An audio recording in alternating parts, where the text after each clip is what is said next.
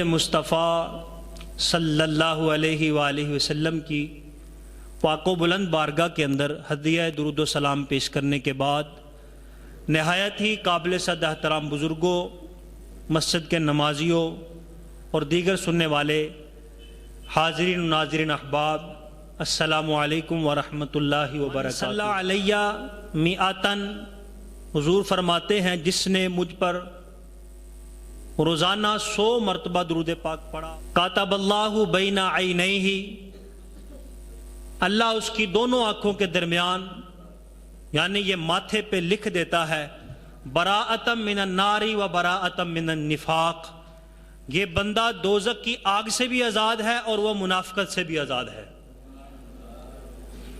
مطلب یہ ہوا جو درود پاک پڑھتا ہے نہ وہ منافق ہو سکتا ہے نہ وہ جہنمی ہو سکتا ہے۔ جو 100 مرتبہ میرے آقا کی ذات پہ درود پڑھ لے، منافق نہیں تو پھر ظاہری بات ہے وہ خالص مومن ہوگا، جہنمی نہیں تو پھر وہ جنتی ہوگا۔ تو روزانہ جو 100 مرتبہ درود پاک پڑھ لے پکا جنتی اور خالص مومن ہے۔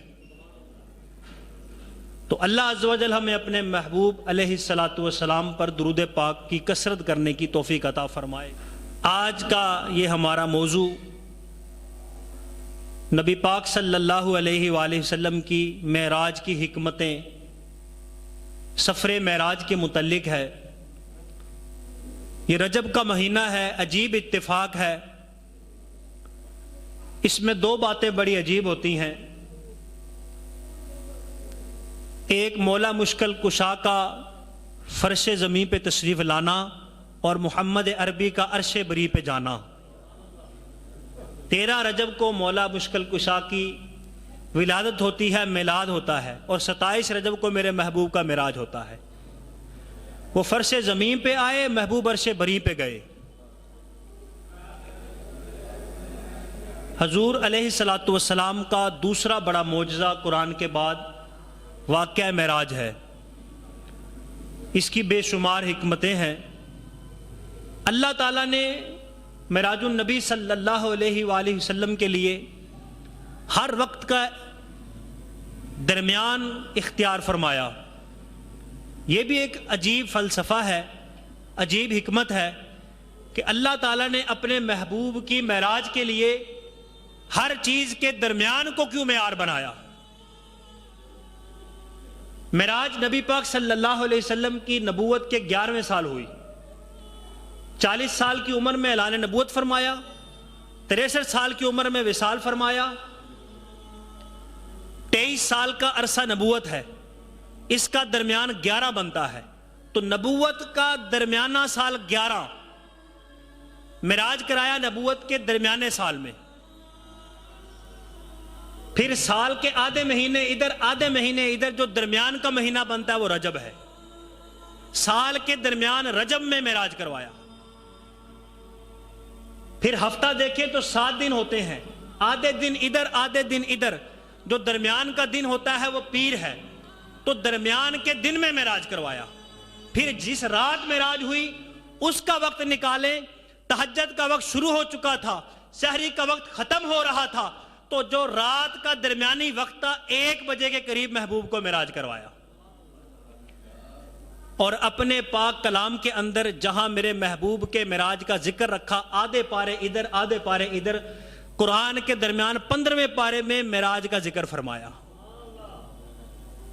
اور پھر جس نبی کو معراج کرا رہے ہیں وہ درمیانی امت کا نبی ہے، امت بھی درمیانی، قرآن کا پارہ بھی درمیانی، رات بھی درمیانی، ہفتے کا دن پیر بھی درمیانہ، اور سال کا مہینہ رجب بھی درمیانہ، اور میرے محبوب علیہ السلام کا نبوت کا سال بھی 11واں درمیانہ۔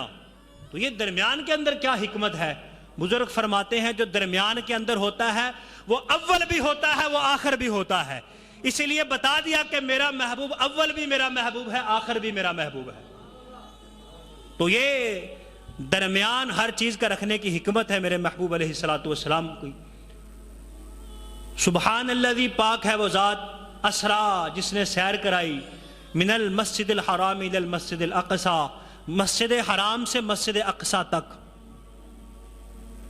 اچھا، لوگ یہ کہتے ہیں کہ نبی پاک صلی اللہ علیہ وآلہ وسلم کہ یہ جو معراج ہے مسجد حرام سے مسجد اقصی تک، اس کو سب مانتے ہیں کیونکہ اس کا تذکرہ قرآن کے اندر ہے۔ یہ زمینی سفر جو ہے مسجد حرام سے مسجد اقصی تک، اس کا کوئی انکار نہیں کر سکتا۔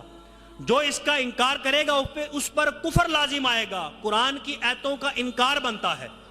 تو اس لیے اس سفر کو سارے مانتے ہیں اور کہتے ہیں کہ یہ جو سفر ہے یہ میرے محبوب کی معراج ہے۔ ایسی بات نہیں ہے، یہ میرے محبوب کی معراج نہیں ہے۔ مسجد حرام سے مسجد اقصی تک جانا یہ معراج نہیں ہے، میرے محبوب کی معراج تو کچھ اور ہے۔ تو پھر یہ کیا ہے؟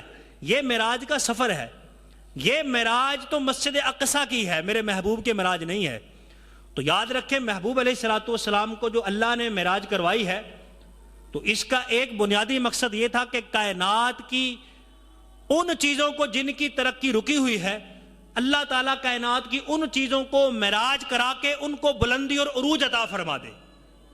مسجد حرام سے مسجد اقصی تک معراج کرنا یہ میرے محبوب کے معراج نہیں، یہ مسجد اقصی کی معراج ہوئی۔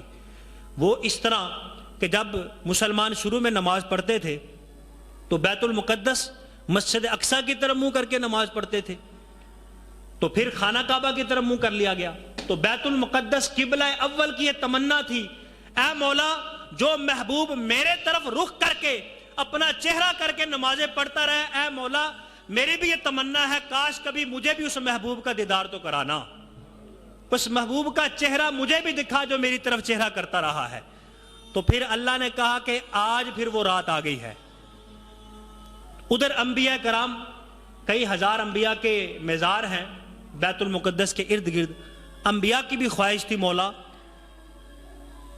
جس نبی کا اعلان تو ہم سے کرواتا رہا ہے، جس نبی کے ڈنکے ہم اپنی امتوں میں بجاتے رہے ہیں، جس نبی پہ تو نے ختم نبوت کا دروازہ بند کیا ہے، ہمیں بھی ذرا اس محبوب کی زیارت کروا۔ تو اللہ نے فرمایا کہ دونوں اکٹھے ہو جاؤ۔ مسجد اقصی ہے، سارے انبیاء ہیں، ادھر سے حضور علیہ السلام تشریف فرما ہوتے ہیں، مسجد اقصی کے اندر پہنچتے ہیں تو یہ مسجد اقصی کی معراج ہے۔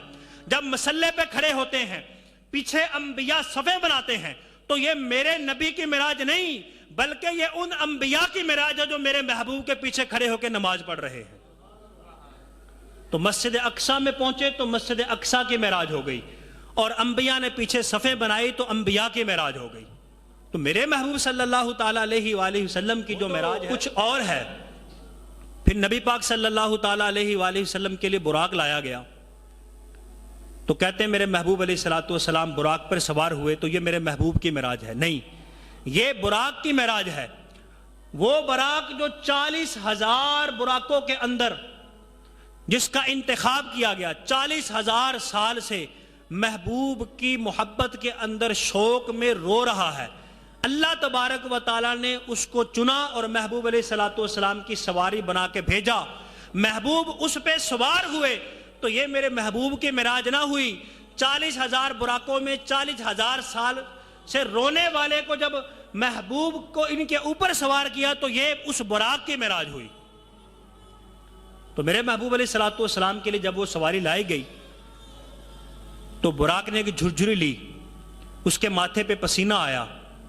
تاریخوں کے اندر آتا ہے کہ جب وہ پسینہ زمین پہ گرا تو زرد گلاب پیدا ہوا۔ پھر جبریل امین نے جب یہ منظر دیکھا تو ان کی پیشانی پہ پسینہ آیا۔ تو جبریل امین نے جب یہ منظر دیکھا، پسینے کے قطرے نیچے ٹپکے، تو اللہ عز و جل نے جبریل کے پسینے سے سفید گلاب پیدا فرمایا۔ تو شرم و حیا کے پہ کر محمد عربی صلی اللہ علیہ وآلہ وسلم جب سوار ہونے لگے تو آپ کی چشمان مبارک سے آنسو جاری ہوئے، تو پیشانی مبارک پہ پسینہ ظاہر ہوا۔ وہ جب نیچے لگا، زمین کے اوپر گرا، تو اللہ عز و جل نے سرخ گلاب پیدا فرمایا۔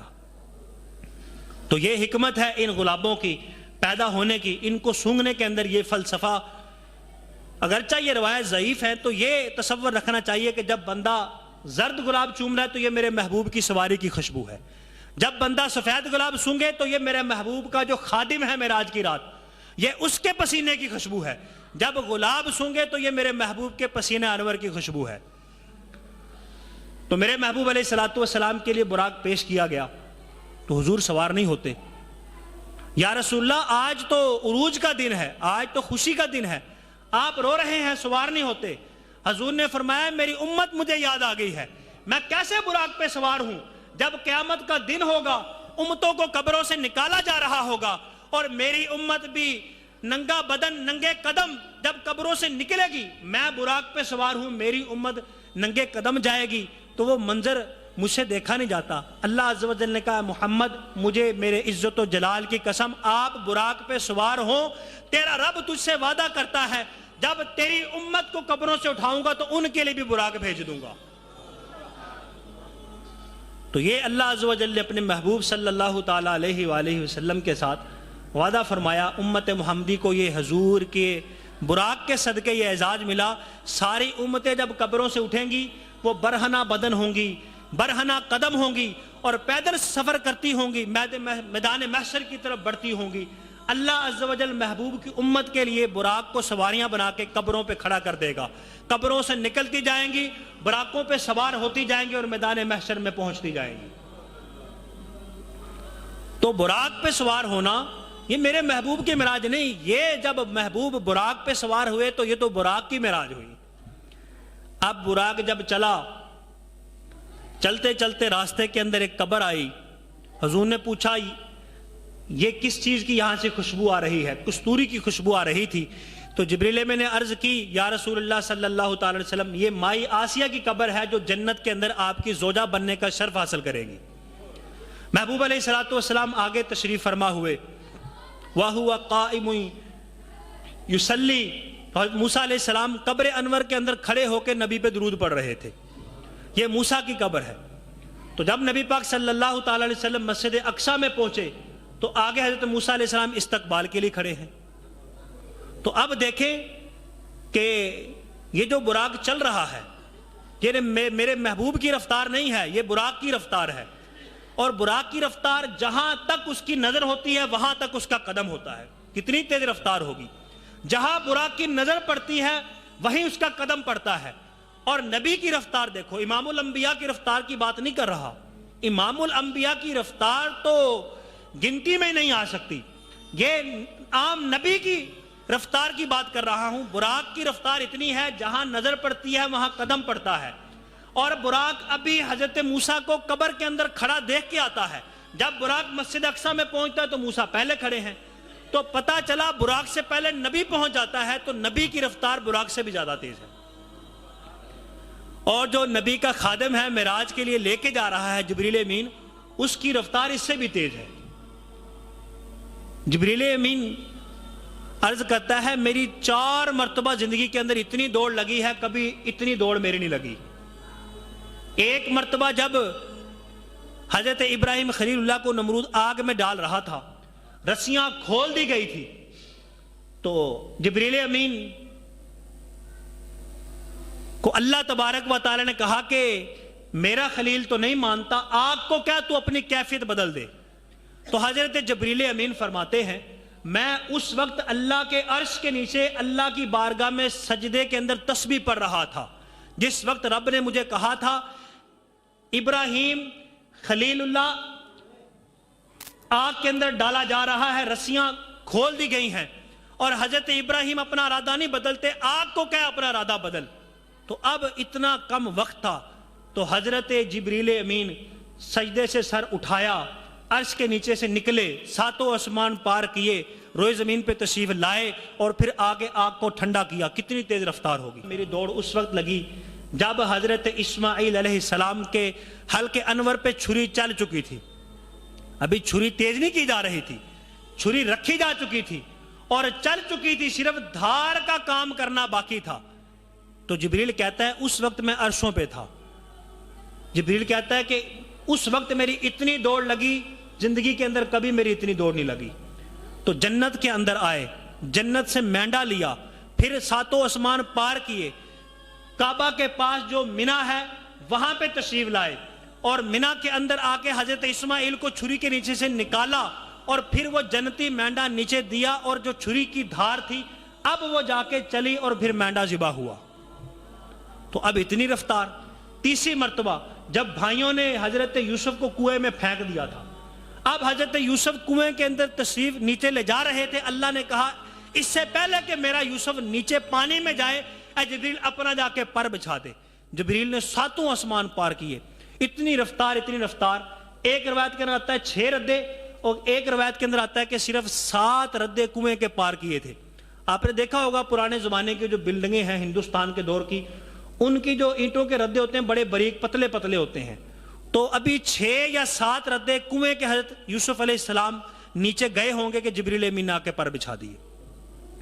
اور چوتھی مرتبہ جب احد کے میدان کے اندر دندان مبارک کی ایک نکر بھری تھی، صرف دانت مبارک نہیں شہید ہوا تھا، ایک نکر کی جو کنکر تھی وہ تھوڑی سی کریدی گئی تھی، تو اللہ عز و جل نے حضرت جبریل امین کو حکم دیا تھا کہ میرے محبوب کے جسم انور سے جو خون کا قطرہ نکلا ہے، اس سے پہلے کہ زمین پہ گرے، جبریل جلدی جا اور جا کے اپنا پر نیچے بچھا دے۔ جبریل کہتا ہے کہ میں جنتوں سے بھی اوپر تھا، سدرۃ المنتہا سے چلا، عرش کو پار کیا، بیت المعمور کو پار کیا، 7 آسمان پار کیے، زمین کے اوپر تشریف لائے۔ ابھی محبوب علیہ السلام کا خون مبارک کا قطرہ ایک روایت کے مطابق سینے تک پہنچا تھا، اور دوسری روایت کے مطابق ابھی ناف تک پہنچا تھا، جبریل نے آ کے پہلے پر نیچے بچھا دیا تھا۔ تو یہ جبریل امین کی رفتار ہے۔ براق کی رفتار یہ ہے کہ جہاں تک نظر جاتی ہے وہاں تک قدم جاتا ہے۔ براق ابھی حضرت موسیٰ کو قبر کے اندر کھڑے دیکھ کے آتا ہے، آگے دیکھتا ہے، جب براق پہنچتا ہے مسجد اقصیٰ کے اندر حضرت موسیٰ پہلے کھڑے ہوتے ہیں۔ یہ عام نبی کی رفتار ہے، اور جبریل کی رفتار آپ نے سنی کتنی ہے، اور پھر میرے محبوب علیہ السلام کی رفتار دیکھیں کتنی تیز ہے۔ میرے محبوب علیہ السلام کی رفتار کے متعلق آتا ہے کہ جب حضور علیہ السلام کو آسمان کا سفر شروع کرایا جانے لگا تو ایک سیڑھی لائی گئی۔ ایک روایت کے مطابق سیڑھی کے 9 ڈنڈے تھے، اور ایک روایت کے مطابق سیڑھی کے 10 ڈنڈے تھے۔ تو نبی پاک صلی اللہ تعالیٰ علیہ وآلہ وسلم نے جب ایک پہلے ڈنڈے پہ قدم رکھا تو پہلا آسمان پار کر دیا۔ اتنی رفتار میرے محبوب علیہ السلام کی۔ ایک ڈنڈے پہ قدم رکھا تو 500 سال جس آسمان کی مسافت ہے، ایک قدم رکھتا ہے تو میرا محبوب 500 سال کی مسافت طے کر جاتا ہے۔ تو پھر کیا خیال ہے، یہاں سے امتی پکارے تو میرا محبوب مدینے سے پھر کتنی تیز آتا ہوگا۔ تو جب 500 سال ایک قدم کی مسافت طے کرتی ہے تو مدینہ تو کوئی دور نہیں ہے، وہاں سے آتے میرے محبوب کو یہاں کیا دیر لگتی ہے۔ جب پہلے آسمان پہ پہنچے تو آگے دروازہ تھا آسمان کا، وہ کھٹکھٹایا گیا۔ اب حیرت کی بات ہے کہ دروازہ کیوں کھٹکھٹایا گیا، آسمان کا دروازہ کیوں بند تھا؟ حالانکہ جبریل امین کا جسم جو ہے وہ لطیف ہے، جو لطیف چیز ہوتی ہے اس کو کسی رکاوٹ، کسی دروازے، کسی دیوار کی کوئی چیز رکاوٹ نہیں بن سکتی۔ جس طرح ہماری آواز ہے، کوئی بند کمرے کے اندر بیٹھا ہو تو ضروری نہیں ہے کہ دروازہ کھولو یا دروازہ ہٹاؤ تو پھر آواز باہر جائے گی، اندر سے بھی باہر آواز آ جاتی ہے، کیونکہ آواز لطیف ہے۔ تو کسی سوراخ کرنے کی، کسی چیز کی آڑ کی حاجت نہیں ہوتی، جو لطیف ہوتی ہے وہ آر پار ہو جاتی ہے۔ تو جبریل امین جب وہاں پہ گئے تو دروازہ بند تھا، حالانکہ آگے بھی جبریل امین آتے تھے۔ تو علماء کرام یہاں یہ لکھتے ہیں جب وہاں پہلے آسمان پہ پہنچے تو آگے دروازہ بند تھا، تو جب دروازہ کھٹکھٹایا گیا تو پوچھا ممن معکا، کون ہے تیرے ساتھ دروازہ کھٹکھٹانے والے؟ کہا محمد۔ جب لفظ محمد بولا تو دروازہ کھل گیا۔ تو بزرگ فرماتے ہیں یہ وہ راستہ تھا جو آج سے پہلے کبھی نہیں کھولا گیا تھا، اور یہ پہلی مرتبہ میرے محبوب علیہ السلام کے لیے اسپیشل آسمانوں کے اندر یہ دروازہ مسجد اقصیٰ کے عین اوپر جو آسمانوں کے دروازے ہیں، یہ وی آئی پی دروازہ تھا جہاں میرے محبوب علیہ السلام کو گزارا جانا تھا۔ یہ محمد عربی کے لیے خاص تھا، اس کی چابی لفظ محمد تھی۔ جبریل امین محمد بولتا تھا تو آسمانوں کا دروازہ کھلتا تھا۔ اگلے آسمان پہ گئے، لفظ محمد بولا، دروازہ کھل گیا۔ یوں 7 آسمان پار کیے۔ تو جب میرے محبوب علیہ السلام نے یہ 7 آسمان پار کیے تو لوگ کہتے ہیں کہ میرے محبوب علیہ السلام کی معراج ہے۔ نہیں، یہ میرے محبوب کی معراج نہیں، یہ تو آسمانوں کی معراج ہے کہ میرے محبوب آسمانوں پہ گئے۔ میرے محبوب علیہ السلام کی معراج تو کچھ اور ہے۔ آسمانوں پہ جانا یہ محبوب کی معراج نہیں، یہ تو معراج کا سفر ہے۔ یہ محبوب کا آسمانوں کو پار کرنا، اس کے سینے پہ قدم رکھنا، یہ آسمانوں کی معراج ہے۔ ایک دن زمین اور آسمان کا مناظرہ ہوا۔ روایت کے اندر آتا ہے کہ زمین نے آسمان سے پوچھا بتا تو افضل ہے یا میں افضل ہوں؟ آسمان نے کہا میں افضل ہوں، زمین نے کہا میں افضل ہوں۔ تو آسمان کہنے لگا تو کس طرح افضل ہو سکتا ہے اصول دنیا کے یہ ہے جو اونچا ہوتا ہے افضل وہی ہوتا ہے. تو زمین کہنے لگی اونچے ہونے سے بات نہیں بنتی, اونچے ہونے سے بندہ اونچا نہیں ہوتا, اونچے ساتھ لگے تو بندہ اونچا ہوتا ہے. اگر تو اونچا ہے تو کیا بات میرے اوپر, اونچے اونچے ولی میرے اوپر, نبی میرے اوپر, شہید میرے اوپر, عالم میرے اوپر, غازی میرے اوپر, قاضی میرے اوپر. اونچا ہونے سے بات نہیں بنتی, جس کے اوپر جس کے ساتھ اونچے ہو بات اسی کی بنتی ہے. اچھا, زمین کہنے لگی اچھا تو اونچا ہے تو پھر مجھے یہ بتا کیا تیرے اندر شہر ہیں؟ آسمان کہنے لگا نہیں. تو زمین کہنے لگی پھر تو کیسے افضل ہوا, رونق تو ساری میرے پاس ہے, رونق تو شہروں سے ہوتی ہے, تیرے پاس تو شہر ہے ہی نہیں, رونق ساری میرے پاس ہے, افضل تو میں ہوئی. آسمان کہنے لگا نہیں نہیں, کیسے کیسے, سنو تو افضل کس طرح ہو سکتی ہے؟ اگر رونق تیرے پاس ہے تو اس رونق کو چمکانے کے لیے جو چاند ہے وہ تو میرے پاس ہے نا. اگر چاند اپنی چاندنی نہ بکھیرے تو تمہارے اوپر رات آ ہی نہیں سکتی, اور وہ جو سورج ہے وہ تو میرے پاس ہے نا, اور اگر سورج اپنی روشنی نہ بھیجے تو دن نکل نہیں سکتا. وہ سورج جو سب کو روشنی پہنچا رہا ہے وہ چاند میرے پاس ہے. اب زمین کہنے لگی پھر بھی تو افضل نہیں ہو سکتا, چاند اور سورج تیرے پاس ہے تو کیا بات ہوا, وہ جو چاند اور سورج کو اپنے قدموں میں بلاتا ہے, جو سلام کرتے ہیں, وہ محمد عربی تو میرے پاس ہے نا. یہ بڑا طویل مناظرہ ہے. المختصر یہ, جب زمین نے یہ کہا کہ وہ چاند سورج تیرے پاس ہیں تو کوئی بات نہیں, ان کو قدموں میں بلا کے سلام کرنے والی ذات محمد عربی تو میرے پاس ہے.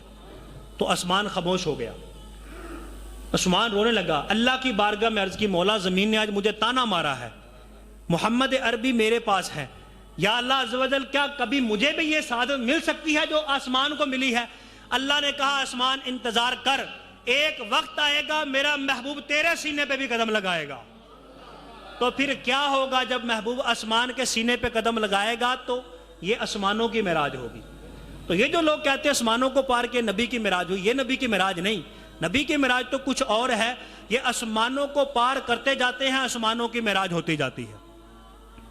پھر نبی پاک صلی اللہ تعالیٰ علیہ وآلہ وسلم جنت کے اندر پہنچتے ہیں تو یہ جنت کی معراج ہے.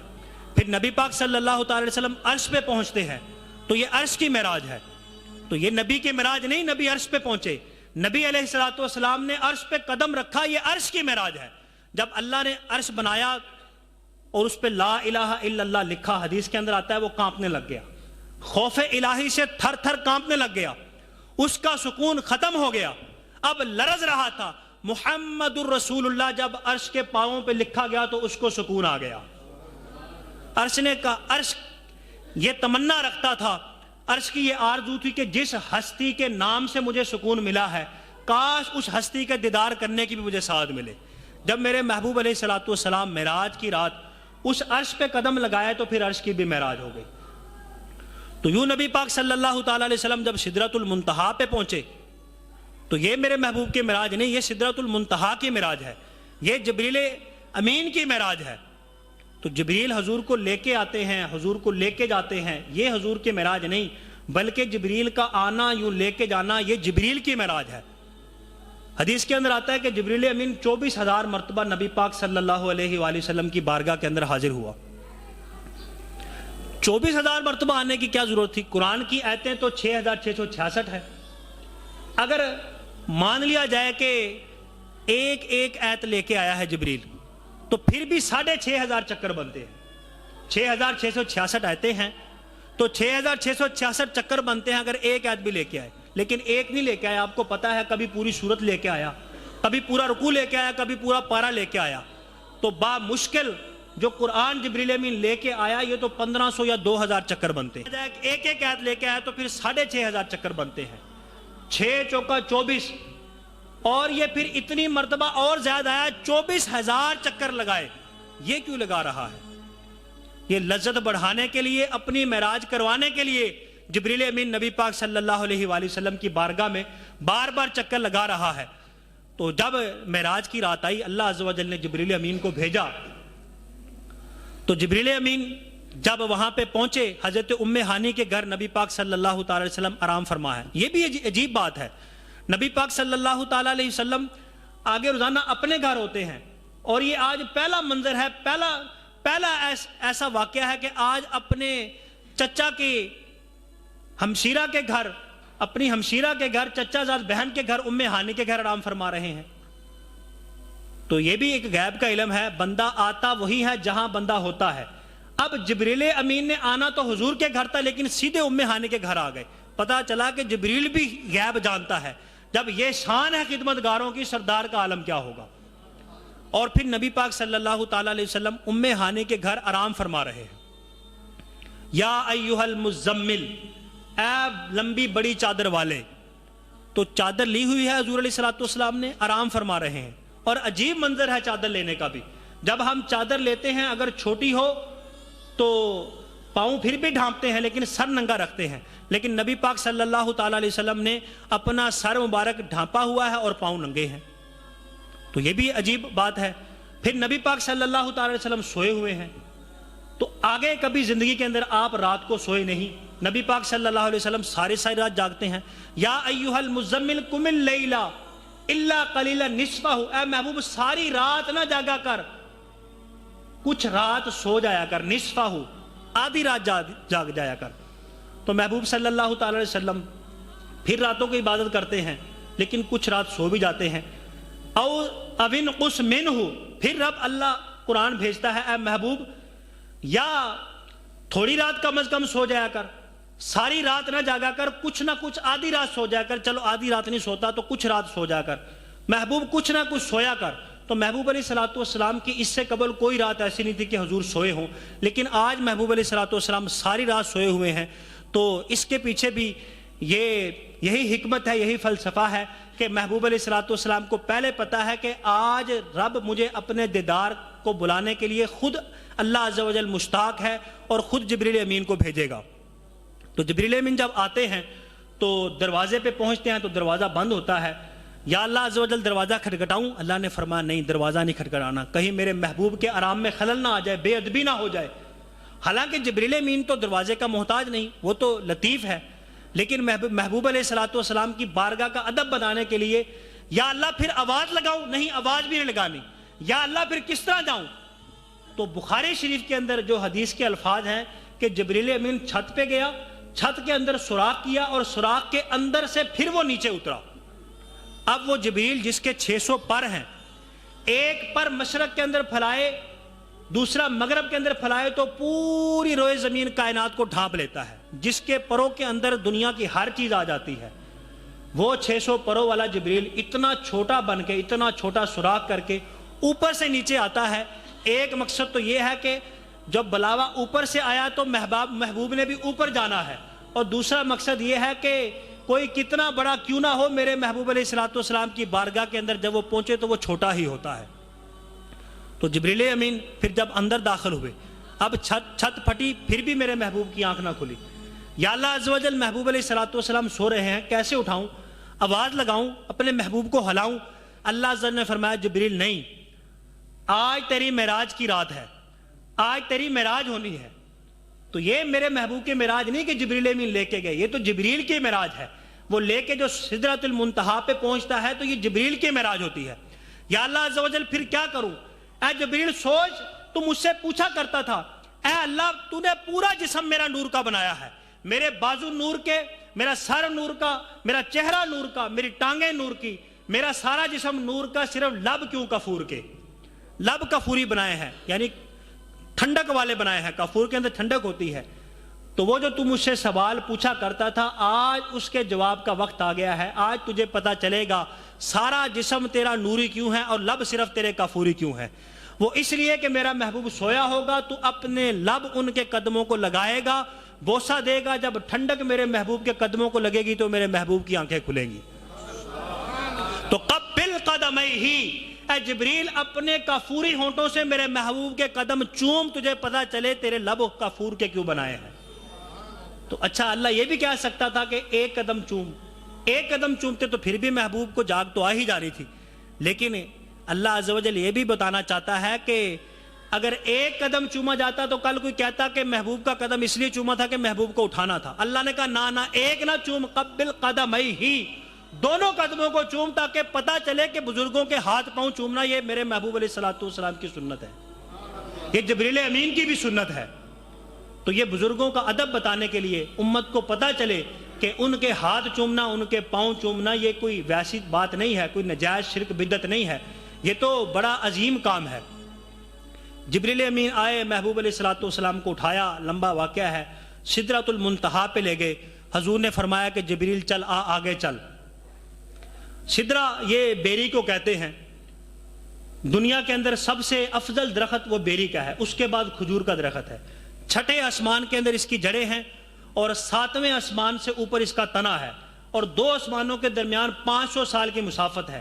ایک آسمان کی موٹائی 500 سال ہے، یعنی اتنا لمبا، اتنا چوڑا اور اتنا طویل یہ درخت ہے بیری کا۔ پھر اس کی انتہا پتہ نہیں کہاں جا کے ہوتی ہے، اس انتہا کے اوپر جبریل امین کا مرکز ہے، وہاں جبریل کی رہائش ہے۔ جب محبوب علیہ الصلوۃ والسلام کو وہاں لے کے جاتا ہے تو اب محبوب کہتے ہیں آگے چل، تو وہ کہتا ہے لو دنوت ان ملتن لاحترقت بالی، اے محبوب صلی اللہ علیہ وسلم اگر میں لو دنوت ان ملتن ایک پورا انگل کا بھی آگے بڑھا، لاحترقت بالی سارا کا سارا جل کے راکھ ہو جاؤں گا۔ نوریوں کا سردار ہے اور کہتا ہے آگے بڑھا تو جل کے راکھ ہو جاؤں گا۔ تو پتہ چلا جو نور ہے اس کی انتہا سدرہ تک ہے، میرا محبوب اس سے بھی آگے بڑھ جاتا ہے۔ خاکیوں کی انتہا فرش تک ہے اور نوریوں کی انتہا سدرۃ المنتہا تک ہے۔ اگر میرے محبوب کی حقیقت صرف ابدیت ہوتی تو زمین پہ ہی رہ جاتے، اور اگر صرف نورانیت ہوتی تو سدرۃ المنتہا پہ رک جاتے۔ تو اللہ عز و جل نے اپنے محبوب کو آگے لا مقام کے اندر بلایا، بتایا کہ اے اپنے جیسا عبد کہنے والو، اگر عبد ہوتا تو نیچے زمین پہ ہی رہ جاتا، اور اگر صرف نور ہوتا تو سدرۃ المنتہا پہ رک جاتا۔ تو میرے محبوب کی جو حقیقت اور اصلیت ہے، نہ عبدیت ہے نہ نورانیت ہے، بلکہ میرے محبوب کی جو اصلیت ہے وہ محمدیت ہے۔ تو میرے محبوب صلی اللہ تعالی علیہ وسلم جب آگے بڑھنے لگے، جبریل آگے نہ جا سکا، اس کی انتہا ہو گئی، تو محبوب علیہ الصلوۃ والسلام نے فرمایا جبریل کوئی خواہش ہے تو بتا۔ تو حضرت جبریل امین نے عرض کی محبوب بس میری ایک ہی خواہش ہے، یہ پوری ہو جائے تو میں اپنی معراج سمجھتا ہوں۔ اب یوں جبریل کی معراج ہوتی ہے۔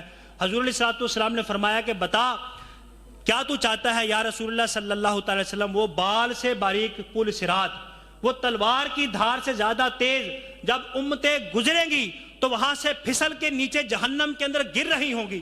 آپ کی امت کے گزرنے کا وقت آئے تو میری یہ آرزو ہے میں اپنے نورانی پر بچھا دوں اور آپ کی امت میرے پروں کے اوپر مچلتی ہوئی ٹہلتی ہوئی سیدھی جنت کے اندر چلی۔ تو اعلیٰ حضرت نے کیا فرمایا؟ پل سے اتارو راہ گزر کو خبر نہ ہو، جبریل پر بچھائیں پر کو خبر نہ ہو۔ تو یہ ہماری یہ شان ہوگی پل صراط پہ جب گزر رہے ہوں گے، محبوب علیہ الصلوۃ والسلام کے پل صراط کے اس پار حضور کھڑے ہوں گے اور اپنی زبان مبارک سے ربی سلم امتی، ربی سلم امتی کی دعائیں دے رہے ہوں گے، اے اللہ میری امت کو سلامتی کے ساتھ پل صراط پار کرا دے۔ اعلیٰ حضرت فرماتے ہیں رضا پل سے اب وجد کرتے گزریے، رضا پل سے اب وجد کرتے گزریے، ہے رب سلم صدائے محمد۔ اور ادھر جبریل امین نے پر بچھائے ہوئے ہوں گے، کیا منظر ہوگا؟ تو جب یہ جبریل امین نے پر بچھائے ہوں گے، امت محمدی ٹہلتی ہوئی جنت کے اندر جا رہی ہوگی، تو یہ جبریل امین کی معراج ہوگی۔ تو یہ میرے محبوب علیہ الصلوۃ والسلام کی معراج نہیں، یہ تو جبریل کی معراج ہے۔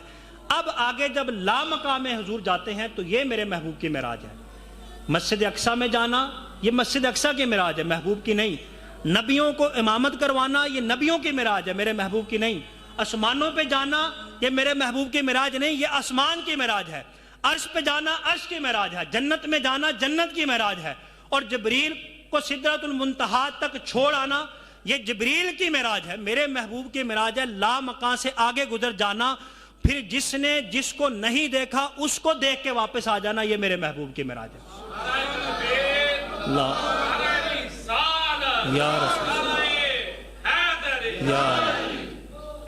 آخری بات، جب میرے محبوب علیہ الصلوۃ والسلام لا مقام میں گئے، لا کا مطلب ہوتا ہے نہیں، اور مکان کہتے ہیں جس کے لیے کچھ زاویے ہوں، کچھ قیود ہوں، کچھ بارڈر ہوں، جس کے لیے بولا جائے جہاں کہاں ادھر کدھر جدھر تب کھب تب جب، جس کے لیے الفاظ زاویے بولے جائیں اس کو کہتے ہیں مکان۔